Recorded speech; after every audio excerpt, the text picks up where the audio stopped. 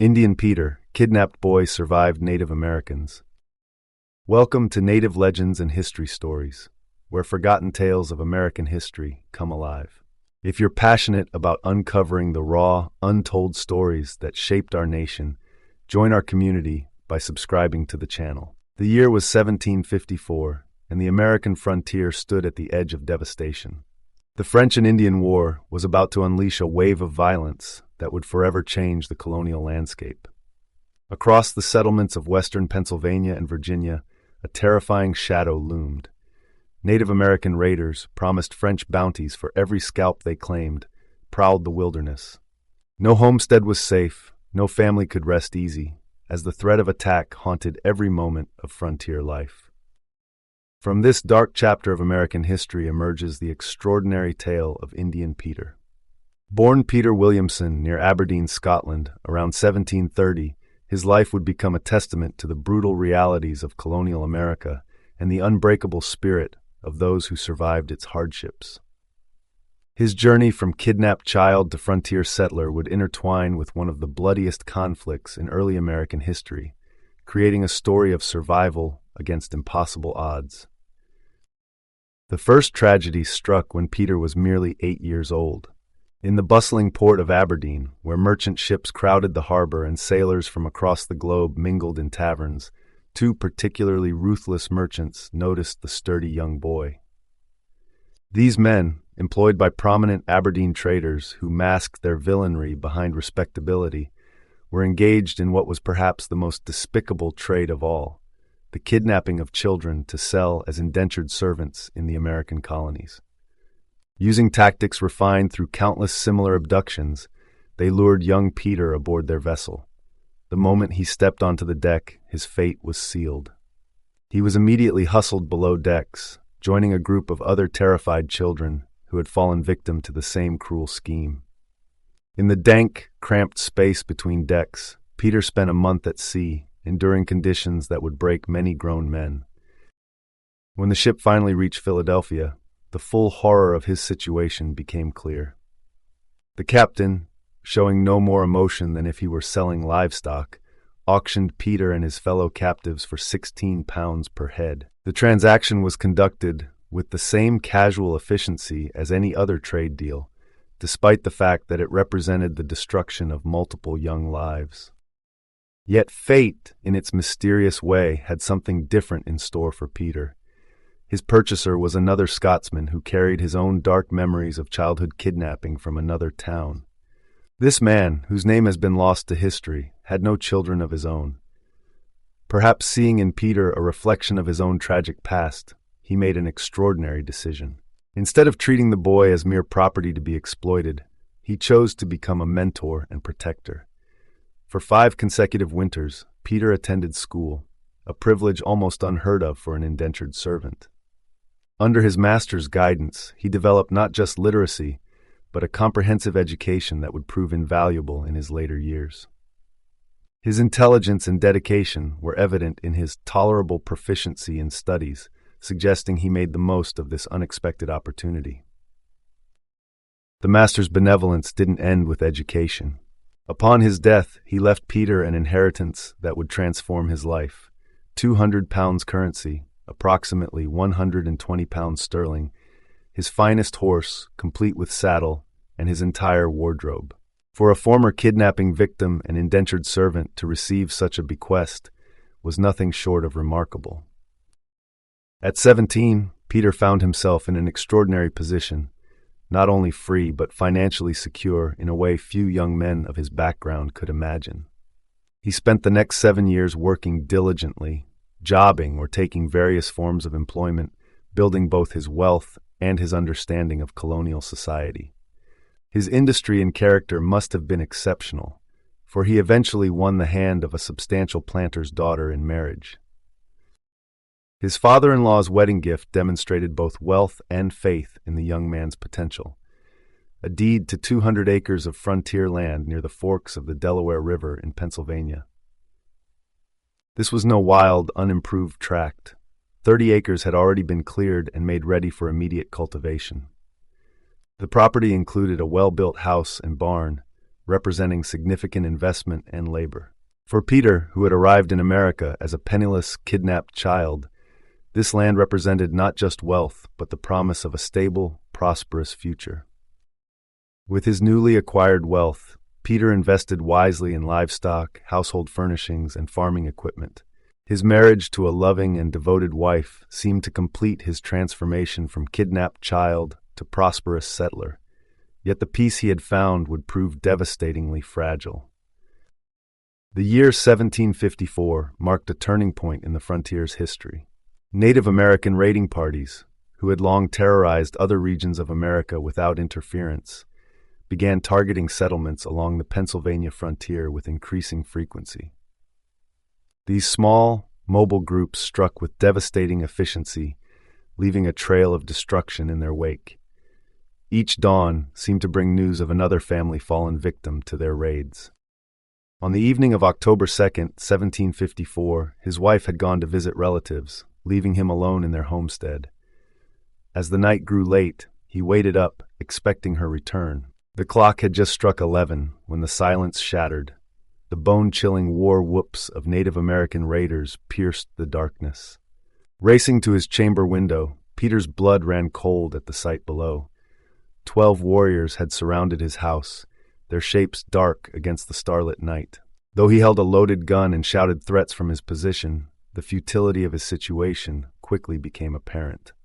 His defiance was met with a chilling ultimatum delivered in English by one of the raiders: surrender and live, or burn alive inside his home. Faced with this impossible choice and hoping to survive, Peter emerged from his house, gun still clutched unknowingly in his trembling hands. The raiders attacked with lightning speed, disarming him before he could react. They bound him tightly to a tree, forcing him to watch helplessly as they systematically destroyed everything he had built. The raiders moved with ruthless efficiency, looting the house of all valuables before setting it ablaze. The flames spread quickly, consuming the structure as Peter struggled against his bonds. Not content with destroying his home, they turned their attention to his outbuildings. The barn, stable, and outhouses were all put to the torch. Within minutes, his entire livestock, 200 bushels of wheat, 6 cows, 4 horses, and 5 sheep, perished in the inferno. As the flames died down, one of the raiders approached Peter with a raised tomahawk. The threat was clear: cooperate or face a gruesome death. Peter, with no real choice, agreed to accompany them. They untied him from the tree, only to burden him with a heavy load of his own stolen possessions. Throughout that long night's forced march, Peter's thoughts were consumed by fear for his wife's safety.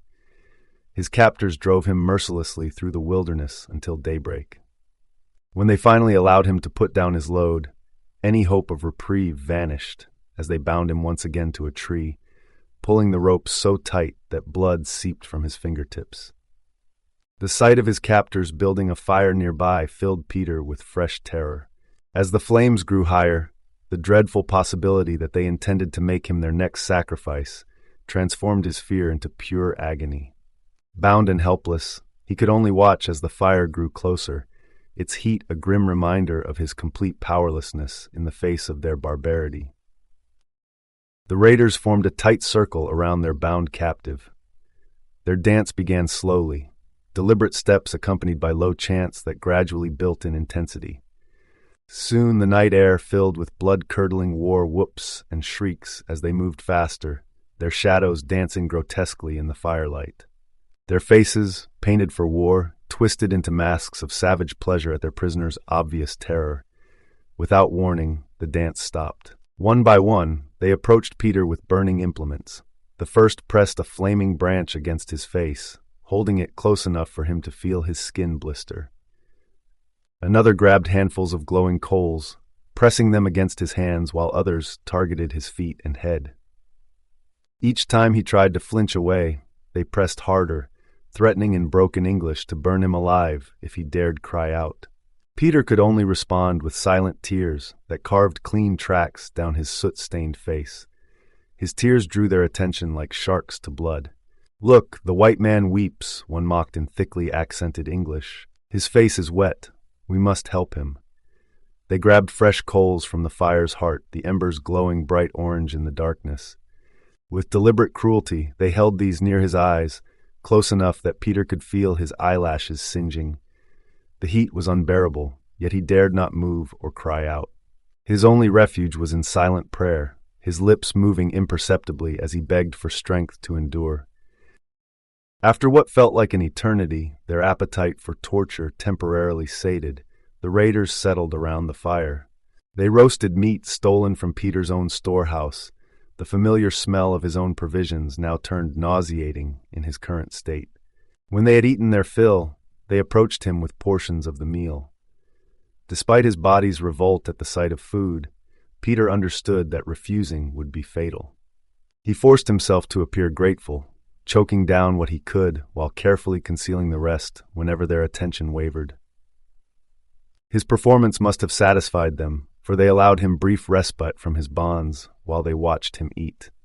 This small mercy was short-lived. Once convinced he had finished, they bound him again with practiced efficiency, the ropes cutting deep into his already raw wrists.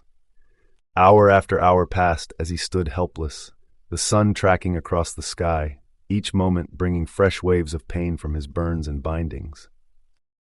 As sunset approached, the raiders methodically destroyed all evidence of their presence. They extinguished the fire and scattered wet leaves over the ashes, their movements suggesting years of experience in avoiding detection. They loaded Peter with their stolen goods, a cruel weight atop his injuries, and forced him to march 6 miles along the Susquehanna River. Their destination was a secluded spot near the Appalachian Mountains, known to settlers as the Blue Hills. There, they carefully concealed their plunder beneath rotting logs and forest debris. But the night's horrors were far from over. The raiders had spotted smoke from a nearby chimney, the home of Jacob Snyder, where he lived with his wife, 5 children, and a young servant. The raiders approached the homestead with practiced stealth. They gained entry through guile, likely posing as friendly travelers seeking shelter. The moment the door opened, they struck with devastating speed.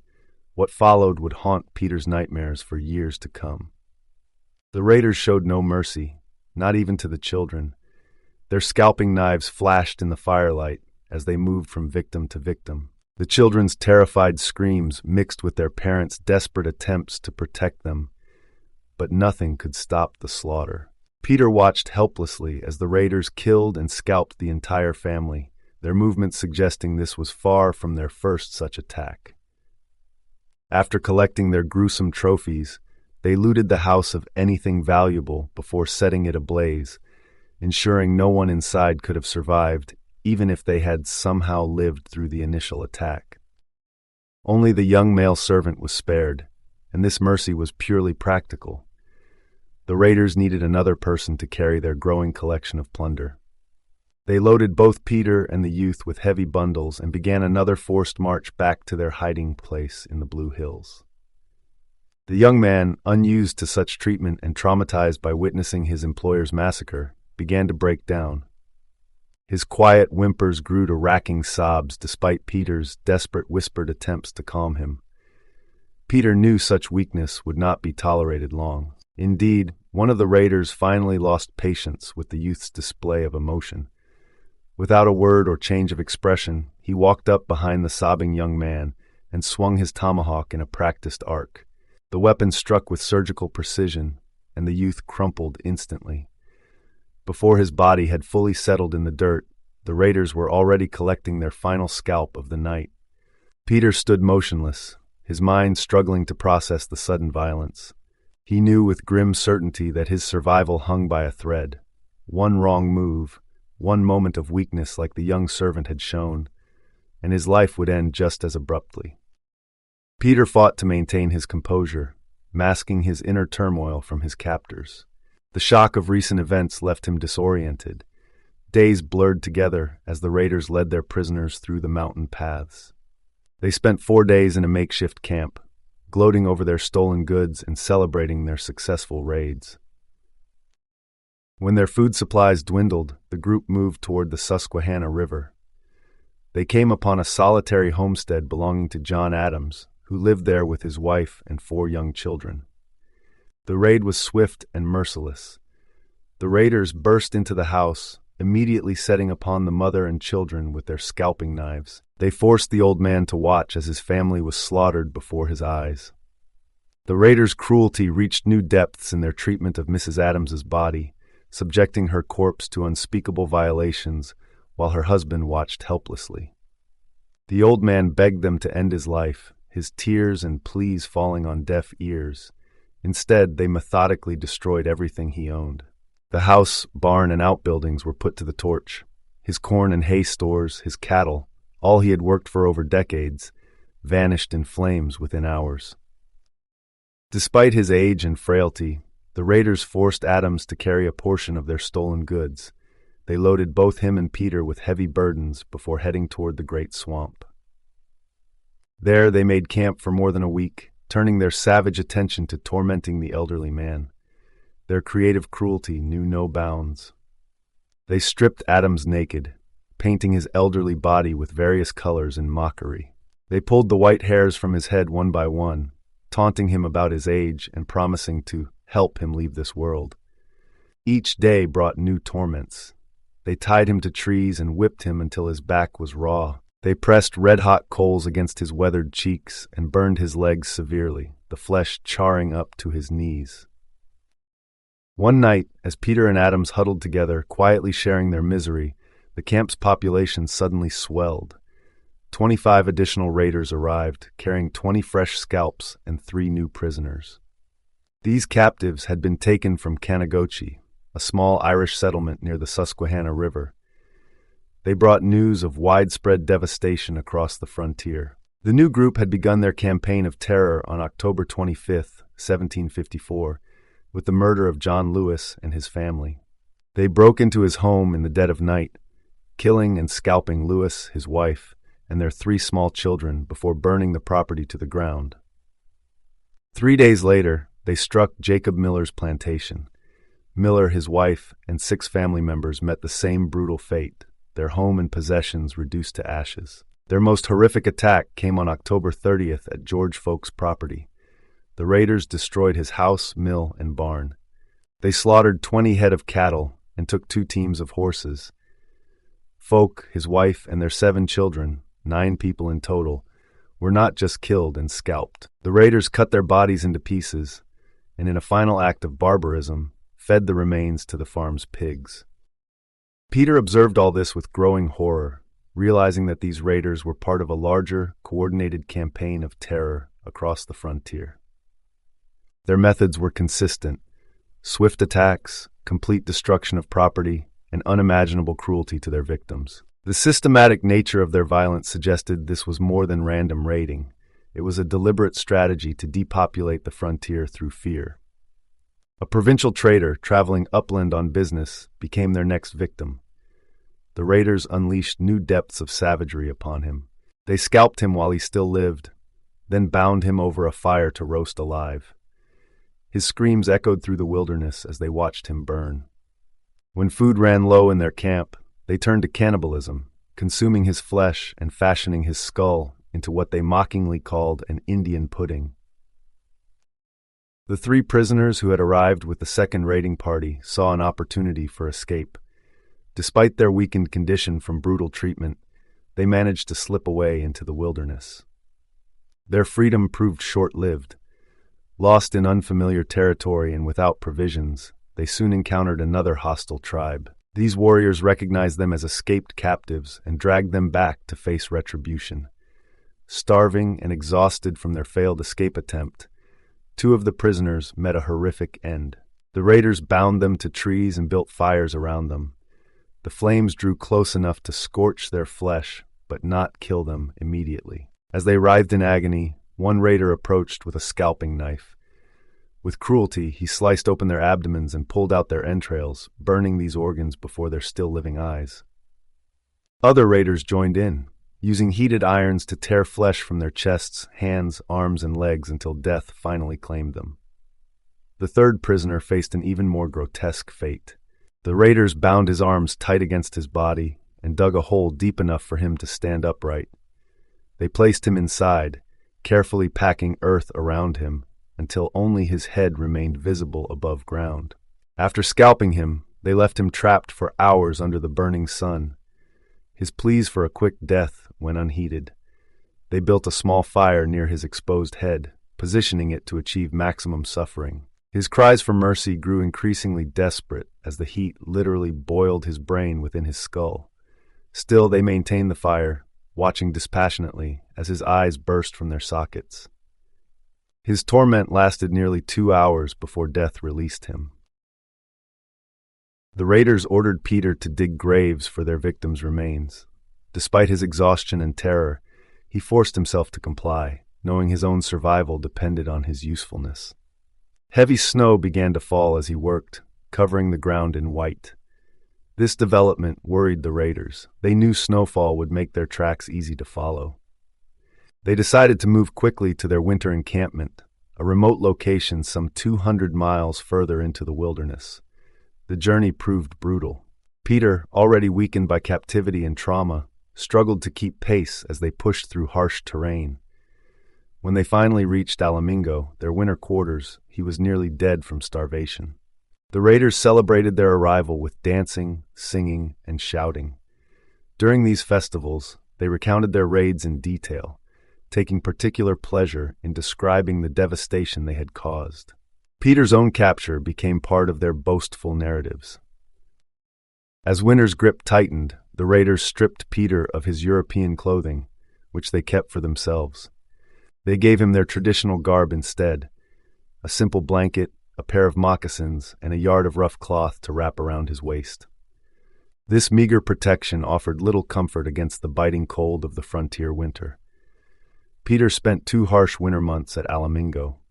The extreme cold and remote location, far from any white settlements, made escape seemingly impossible.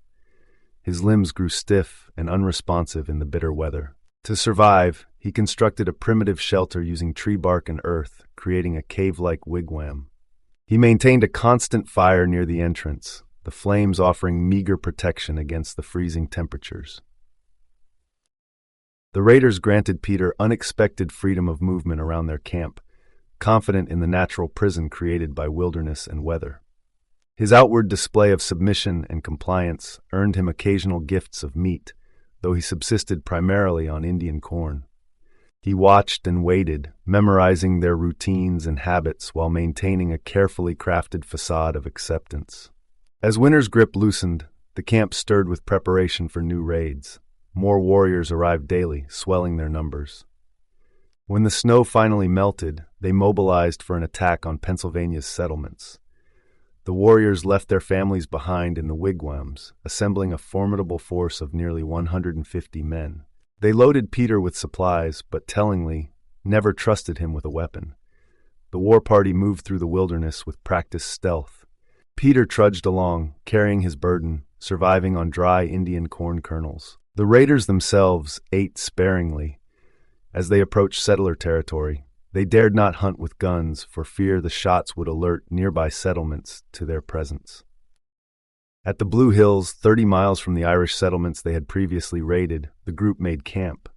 They had no tents or proper shelter, sleeping exposed on the grass under the open sky. Here the raiders held a war council, methodically planning their next attacks. They decided to split into smaller bands of 20 men each, allowing for multiple simultaneous raids across the frontier. Peter remained with his original captors, but their plans didn't include taking him on the actual raids. They left him on the mountain with 10 guards, knowing his presence could complicate their attacks on Conococheague and other settlements. In this smaller group, Peter began carefully plotting his escape. Though he knew the surrounding territory well, he betrayed no hint of his intentions, maintaining his submissive demeanor. 3 days after the main party departed, opportunity knocked. His guards, running low on provisions, decided to hunt in the mountains. Before leaving, they bound Peter securely, or so they thought. When they returned that evening, they untied him to share their meal. The physical exertion of hunting had exhausted them, and soon they settled into sleep. Peter lay awake, his heart pounding as he tested whether their carelessness was genuine or a trap. He made noise, moved around, even deliberately brushed against them with his feet, seeking any sign of alertness or deception. Convinced they truly slept, he attempted to secure one of their weapons. The raiders always kept their guns close, tucked beneath their heads while sleeping. Peter made several careful attempts to extract a weapon, knowing discovery would mean certain death, but the guns remained frustratingly out of reach. With no weapon and no provisions, Peter made his desperate bid for freedom. He rose silently in the darkness, his heart thundering so loudly in his chest he feared it would wake his captors. The night air bit at his exposed skin. The thin blanket and moccasins offered little protection against the wilderness. Every few yards he stopped and turned, straining his eyes through the darkness toward the sleeping raiders. His muscles tensed with each snap of a twig beneath his feet, each rustle of leaves against his legs. At 200 yards from camp, instinct took over. Peter abandoned caution for speed, his bare feet finding purchase on the rocky ground as he raced toward the mountain's base. Suddenly a sound froze his blood. The distinctive wood cry of the raiders echoed through the forest. They had discovered his absence. Terror lent him supernatural strength. He plunged through the underbrush, no longer caring about the noise he made. Branches whipped his face and tore at his skin. He stumbled repeatedly on the uneven ground, his feet and legs getting sliced by sharp stones and broken branches. Each fall brought fresh pain, but the fear of recapture drove him forward. Blood from his cuts mixed with sweat, making his skin slick in the cool night air. As dawn's first light crept through the trees, exhaustion finally overcame terror. Peter found a hollow tree, its ancient trunk carved out by time and weather. He squeezed inside, his body trembling from exertion and cold. A few kernels of Indian corn remained in his pocket, his only sustenance. As he caught his breath, he offered silent prayers of gratitude for his escape. His rest proved short-lived. Voices approached his hiding place. His pursuers had tracked him this far. He pressed himself deeper into the tree's cavity, hardly daring to breathe as they passed nearby. He could hear them discussing his punishment in vivid, violent detail if they caught him. Hours passed like days before they finally moved on, leaving Peter to spend the remainder of the daylight hours in his wooden sanctuary. Nightfall brought new challenges. Every shadow seemed to hold a threat, every sound a pursuer. Twigs brushing against him in the darkness triggered waves of panic. He avoided the main trails, even though this choice forced him to travel many extra miles through difficult terrain. His progress was slow but deliberate, each step carefully placed to minimize noise.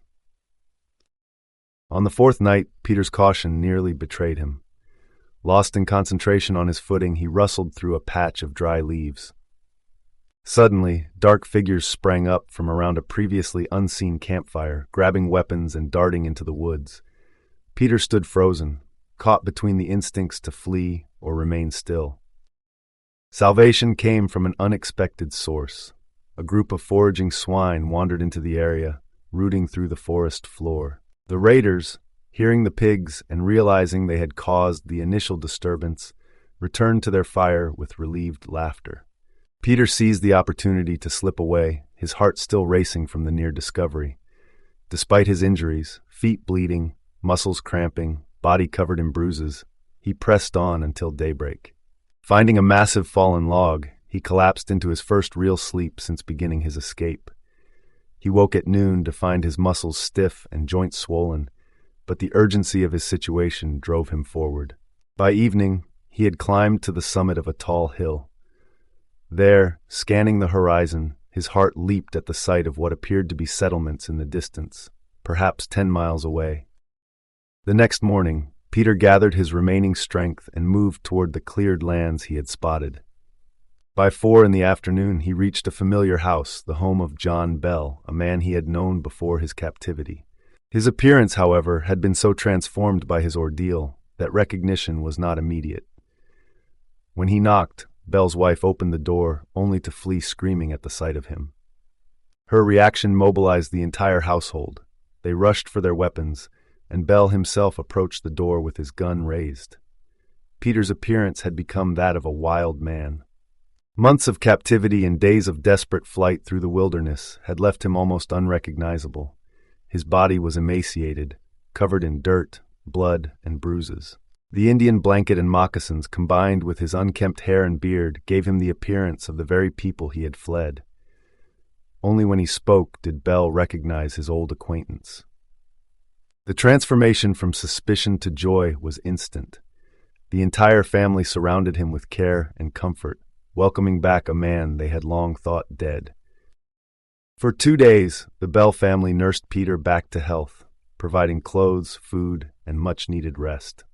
When his strength returned, they lent him a horse and fresh clothing. He then embarked on the final leg of his journey, a 140-mile ride to his father-in-law's house in Chester County. He arrived on January 4th, 1755, appearing like a ghost to a family who had long mourned him as dead. Their joy at his miraculous return was tempered by devastating news.